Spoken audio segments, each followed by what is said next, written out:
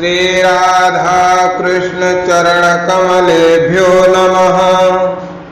नारायणं नमस्कृत्य नरं चैव नरोत्तमं देवीं सरस्वतीं व्यासं ततो जयमुदीरयेत्। सच्चिदानन्दरूपाय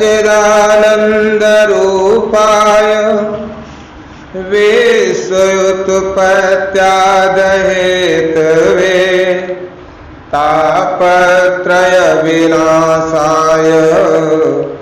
श्रीकृष्णाय वयं नमः। श्रीकृष्णाय वयं नमः। श्रीमद्भागवत महापुराण अथ षोडशो अध्यायः। प्रथम स्कंद के 16वें अध्याय तक हम लोग कथा का वाचन करते आए हैं, स्वाध्याय कर रहे हैं। उसी क्रम में आज हम लोग सुनेंगे परीक्षित की दिग्विजय, महाराज परीक्षित की दिग्विजय। सूत उवाच ततः परीक्षित द्विजवर्यस्येच्छया महीम महाभागवता ससासः यथा हि सूत्यामभिजात कोविदः समादिशन् विप्रमहद गुणस्तथा। सूत जी कहते हैं, हे शौनकादृशियों, पांडव जब स्वर्गारोहण कर मोक्ष को प्राप्त हो गए, उनके महाप्रयाण के पश्चात भगवान के परम भक्त राजा परीक्षित श्रेष्ठ ब्राह्मणों की शिक्षा के अनुसार पृथ्वी का शासन करने लगे। द्विजवर्य शिक्षया तृतीया व्यक्ति का रूप है। जो श्रेष्ठ ब्राह्मण थे उनकी शिक्षा के अनुसार राजा परीक्षित सम्राट हैं, पूरे पृथ्वी के सम्राट और संपूर्ण पृथ्वी पर शासन कर रहे हैं। उनके जन्म के समय ज्योतिषियों ने जैसी भविष्यवाणी की थी, उनके संबंध में जैसा कहा था, वास्तव में वे सभी महान गुण उनमें विद्यमान थे। अमेरिका, यूरोप, जहाँ जितनी पृथ्वी थी धरती पर, भूमंडल पर, वो सब के एकमात्र राजा परीक्षित थे, सम्राट थे। सा उत्तर से तनया मुपेयम इरावतीम जनमे जयादीश चतुरस तस्यामुत्पादयेत सुताम। उन्होंने उत्तर की पुत्री इरावती से विवाह किया। ये उत्तर को जानते हो? उत्तर इनके मामा, क्योंकि परीक्षित की माता जी का नाम पता है, उत्तरा। अभिमन्यु का विवाह विराट राजा की पुत्री उत्तरा के साथ हुआ था।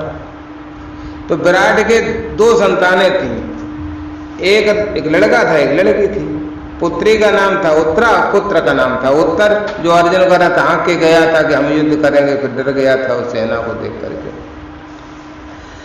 तो उत्तर जो है उसकी पुत्री का नाम था इरावती, अर्थात अपने मामा की पुत्री से इन्होंने विवाह किया और उनसे उन्होंने जन्मेजय आदि 4 पुत्र उत्पन्न किए। अर्थात महाराज परीक्षित की पत्नी का नाम था इरावती।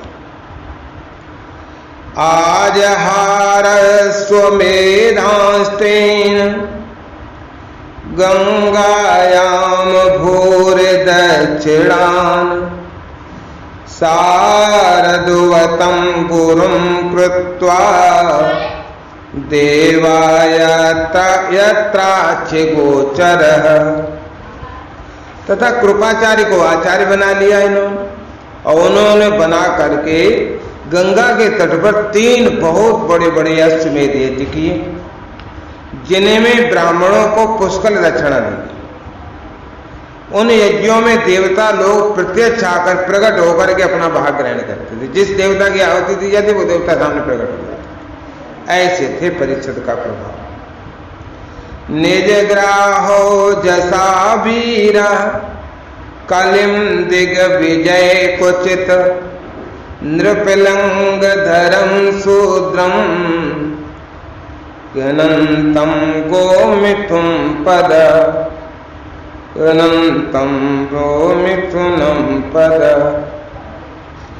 एक बार ये जब दिग्विजय कर रहे थे उस समय उन्होंने देखा कि शूद्र जो है, शूद्र के रूप में कलयुग राजा का भेष धारण कर लिया उसने।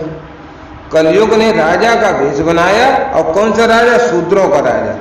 और एक गाय को और एक बैल के जोड़े को पैरों से ठोकर मारा।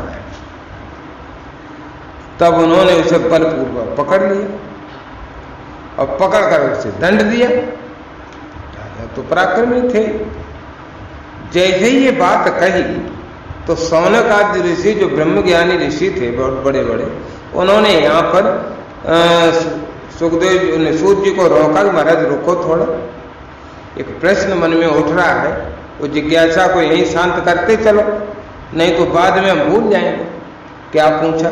शौनक उवाच कसहे तोर निज ग्राह कलिम दिग विजय नृपा नृदेव चिन्ह धृक शूद्र को सौगाम्य पदाहनत तत कथ्यताम महाभाग यदि कृष्ण कथाश्रयम् अथवास्य पदाम भोज मकरंद लिहाम सताम किमन्नैर सदालापै रायुसो यद सदव्या। शौनक जी ने बहुत सुंदर प्रश्न पूछा। कहा, हे महाभाग्यवान सूत जी, दिग्विजय के समय, दिग माने होता दिशा, दिशाओं को जीतने के लिए, चारों दिशाएं जीतनी, तो दिशाओं को जीतते समय राजा परीक्षित ने कलयुग को दंड देकर ही क्यों छोड़ दिया? उसे दंड ही क्यों दिया? मार देते उसको। राजा तो वीर थे, दंड क्यों दिया? उसे मार डालना चाहिए था। क्योंकि राजा का भेष धारण करने पर भी था तो वह अधम शूद्र, और शूद्र राजा थोड़े हो सकता, और शूद्रों का राजा बन गया, अधम था। और सबसे बड़ा अपराध उसने ये किया था कि गाय को लात से मारा था। ये तो कलयुग के जो प्राणी हुआ आगे होंगे उनके ये स्वभाव होंगे कि वो गाय को लात मारेंगे। यदि ये प्रसंग भगवान श्री कृष्ण की लीला से संबंधित हो, एक बात और आपसे कह रहे हैं सूत जी महाराज, अगर ये प्रसंग जो आप सुनाना जा रहे हैं अगर ये भगवान कृष्ण की लीला से संबंधित हो, अथवा उनके चरण कमलों के मकरंद रस का पान करने वाले रसिक महानुभावों से संबंध रखता हो तो अवश्य।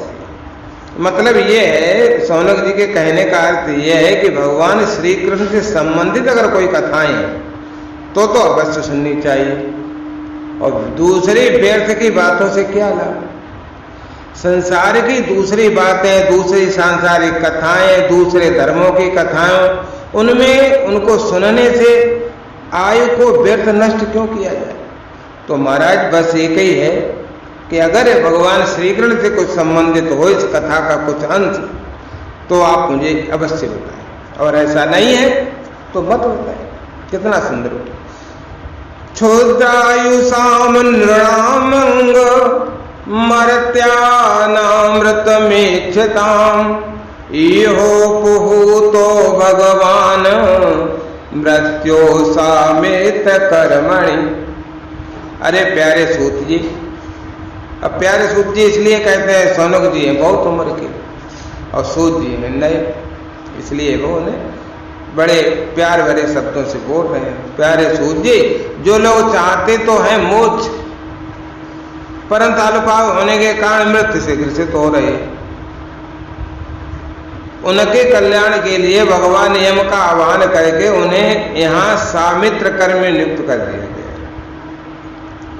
ना कश्चिन म्रियते तावद यावदास्ते हांतका एतदर्थम ही भगवान नाहूता परम ऋषि भी अहो नृलोके पीयते अहो नृलोके पीत हर लीलामृतम वचा। तो जब तक यमराज यहाँ इस कर्म में नियुक्त है तब तक किसी की मृत्यु नहीं होगी। मृत्यु से ग्रसित मनुष्य लोग के जीव भी भगवान की सुधा तुल्य लीला कथा का पान कर सके, इसलिए महर्षियों ने भगवान यम को यहाँ बुलाया सामित्र नाम से। उन्होंने यमराज को वहीं बुला लिया। 88,000 ऋषि हैं और हजारों 1,000 वर्ष तक यदि चले तो कोई ऋषि मर नहीं सकता। क्यों नहीं मर सकता कि यमराज तो भाई ऋषि के रूप में बैठे, तो ये तो चिंता है नहीं कि कथा जल्दी जल्दी करो भाई उम्र खत्म हो जाएगी, ऐसा कुछ नहीं। आराम से कथा सुनो। सूत जी 1,000 वर्ष तक कथा सुनाएंगे। और आज के लोग कितने हैं, उम्र इतनी सी, बुद्धि इतनी सी, समझ पा नहीं रहे हैं। कलयुग का प्रभाव है और बातें बहुत बड़ी बड़ी, कल्पांत तक जीने की कल्पनाएं लिए घूम रहे। मंदस्य मंद प्रज्ञस्य वयो मंदायुषश्च वै निद्रया ह्रियते नक्तम देवाच व्यर्थ कर्म भी। सौनक जी कह रहे एक तो थोड़ी आयु है लोगों की, दूसरे कम समझ है। ऐसी अवस्था में संसार के मंद भाग्य विषयी पुरुषों की आयु व्यर्थ ही तो बीती जा रही। नींद में रात और व्यर्थ के कामों में दिन, यूं ही दिन बीती चले जा रहे, उनकी उम्र बीती जा रही। अच्छा, पूरे दिन में कुछ भी धर्म कर्म का काम, कोई जप, कोई पूजन, कोई कथा श्रवण करते हो, बैठे बैठे ताश खेलते रहे, उल्टी सीधी बातें करते रहे, इधर से उधर, उधर की इधर, इसकी बुराई ये करते रहे और अपना महत्वपूर्ण श्वास है और समय दोनों व्यर्थ गंवा रहे हैं। तो ऐसे लोग सौनक जी कह रहे हैं मंद भाग विषयी पुरुष है। क्या इनका जीना और क्या इनका मरना, इनके जीने और मरने के क्या शोक और सुख मनाया जाए। सूतोवाच। अब सूत जी ने उन्हें विस्तार से कथा कहने सुनानी शुरू की कि यदा परीक्षित कुरुजांगले वसत कलिम प्रविष्टम निज चक्रवर्तिते निशम्य वार्ता मनति प्रियाम ततः सरासनम संयुग सौरादे। सूत ने कहा जिस समय राजा परीक्षित कुरुजांगाल देश में सम्राट के रूप में निवास कर रहे थे, कुरुजांगाल प्रदेश में, उस समय उन्होंने सुना कि मेरी सेना द्वारा सुरक्षित साम्राज्य में कलयुग का प्रवेश हो गया। मेरी सेनाएं पूरे विश्व में लगी हुई हैं, कहीं कोई अनुचर अनाचार नहीं हो सकता, फिर भी कलयुग प्रवेश कर गया, ये उन्होंने सुना था। तो इस समाचार से उन्हें तो दुख तो बहुत हुआ, परंतु ये सोचकर कि युद्ध करने का अवसर हाथ में लगा है, देखता हूं ये कलयुग कितना बलशाली है, तो वे इतने दुखी नहीं हुए। और उसके बाद युद्ध वीर परीक्षित ने फिर उठा लिया धनुष हाथ में। स्वलंकृतम श्याम तुरंग योजितम रथम मृगेन्द्र ध्वजमाश्रिता पुरात वृतो रथा सुद्वीप पत्ययुक्तया स्वसेनया दिग्विजयाय निर्गत। जब ये सुना उन्होंने कि कलयुग हमारे राज्य में प्रवेश कर गया, तो श्याम वर्ण के घोड़ों से जुते हुए, ध्वजा सिंह के चिन्ह वाली, सुसज्जित रथ पर सवार होकर दिग्विजय करने के लिए नगर से बाहर निकल। उस समय रथ, हाथी, घोड़े और पैदल ये चतुरंगड़ी सेना उनके साथ साथ चल रही। भाद्रास्वम केतुमालम च भारतम चोत्रान कुरून किंब पुरुषादीन वर्षाणे विजित जग्रहे बलिम। उन्होंने भद्रासु, केतुमाल, भारत, उत्तर कुरु जो चीन फिन देश है, चीन है, नेपाल है, ये सारे किंब पुरुष ये पहाड़ियों में जो तिब्बत वगैरह जो राज्य हैं पहाड़ों में, आज सभी वर्षों को जीतकर वहां के राजाओं से भेंट ली, आगे बढ़े। तथा तत्र तत्रोपि शृण्वान स्वपूर्वे साममात्मानां प्रगीयमाणं च यसा कृष्ण महात्म्य सूचकम। उन्हें उन देशों में सर्वत्र अपने पूर्वज महात्माओं का सुयश सुनने को मिला। कैसे अर्जुन ने भी दिग्विजय की थी, और सारे जो रूस यूक्रेन वगैरह जो आजकल हैं सब अर्जुन ने जीत लिए थे उस समय। तो जहाँ जहाँ गए तो उन्हें अपने जो पूर्वज थे अर्जुन इत्यादि, भीम इत्यादि जो उनके पूर्वज थे उनका यश सुनने को मिला। उस ईशो गान से पद पद पर भगवान श्री कृष्ण की महिमा भी प्रकट होती थी। जब उनका नाम लिया जाता तो भगवान का भी नाम लिया जाता था। आत्मानं च परित्राक् मस्वत्तामनोस्त्र तेजस्या स्नेहं च वृषण पार्थानां तेषां भक्तिं च केशवे।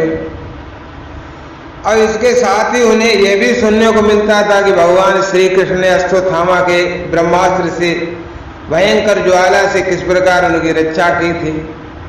यदुवंशी और पांडवों में परस्पर कितना प्रेम था, पांडवों की भगवान श्री कृष्ण में कितनी भक्ति थी, ये सब उन्हें रास्ते में कथाओं के रूप में सुनने को मिलता था। जब ये सुनते तो बड़े संतुष्ट होते थे। तेभ्या परम संतुष्टः प्रीतिर्जुजभृति लोचना महाधना निवासांसे ददौ हारान महामना।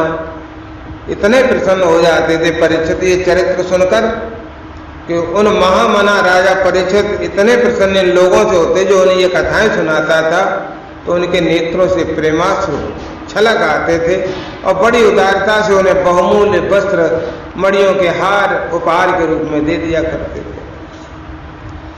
सारथ्य पार्षद सेवन सख्य दौत्य वीरासनाम गमन स्तवन प्रणमान स्निग्धेषु पाण्डुषु जगत प्रणितं च विष्णोर भक्तिं करोति नृपति शरणारविंदे। क्या क्या कथाएं सुनने को मिली। वे सुनते थे कि भगवान श्री कृष्ण ने प्रेम परवश होकर पांडवों के सारथी का काम किया, उनके सभासद बने, यहाँ तक कि उनके मन के अनुसार काम करके उनकी सेवा भी किया करते थे। वो तो उनके सखा तो थे ही, दूत भी बने। रात को शस्त्र हाथ में लेकर के वीरासन पर बैठ करके शिविर का पहरा देते थे, उनके पीछे पीछे चलते थे, स्तुति करते थे, प्रणाम भी करते थे। इतना ही नहीं, अपने प्रेमी पांडवों के चरणों में उन्होंने सारे जगत को झुका दिया। तब परीक्षित की भक्ति भगवान श्री कृष्ण के चरण कमलों में और भी बढ़ जाती थी। तस्सैवं वर्तमानस्य पूर्वेषां भृत्यमन्योहम् नाति दूरे किलाश्चर्यं यदासेति तन्निबोध में। इस प्रकार वे दिन पांडवों के आचरण का अनुसरण करते हुए दिग्विजय कर रहे थे। उन्हीं दिनों उनके शिविर जहां वो रह रहे थे, शिविर लगा था, उसकी थोड़ी दूर पर एक आश्चर्यजनक घटना घटी।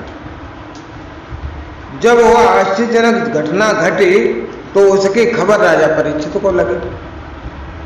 तो वो बात सुनकर वो बड़े आश्चर्यचकित हुए और तुरंत उन्होंने हाथ में तलवार धनुष बाण उठाया और चल दिए। ये जो घटना है बड़ी आश्चर्यजनक है। इस घटना को हम आप लोगों को कल श्रवण कराएंगे। इसमें बहुत सुंदर घटना है।